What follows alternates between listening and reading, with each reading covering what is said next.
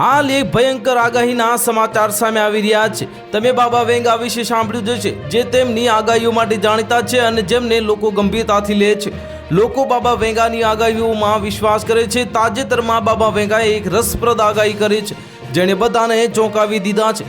તેમણે 2025માં વિશ્વના અંતની શરૂઆત અને 3797માં પૃથ્વીનો અંત અને 5079 સુધીમાં સમગ્ર વિશ્વના અંતની આગાહી કરી છે, જે ખૂબ જ ડરામણી છે।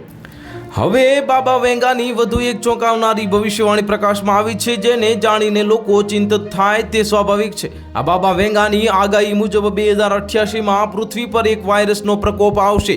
આ વાયરસની અસરને કારણે માનવતા ઝડપથી વૃદ્ધ થવા લાગશે અને પરિણામે માનવ આયુષ્ય ઝડપથી ઘટશે અને લોકો વહેલા મૃત્યુ પામશે।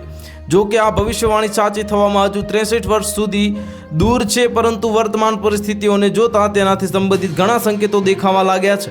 હવામાન અને આબોહવા ઝડપથી બદલાઈ રહ્યા છે અને જૈવિક યુદ્ધ માટે પ્રયોગશાળાઓમાં વાયરસ બનાવવામાં આવી રહ્યા છે। આમ બાબા વેંગાની આ આગાહી ગંભીર ચિંતાનો વિષય બની ગઈ છે।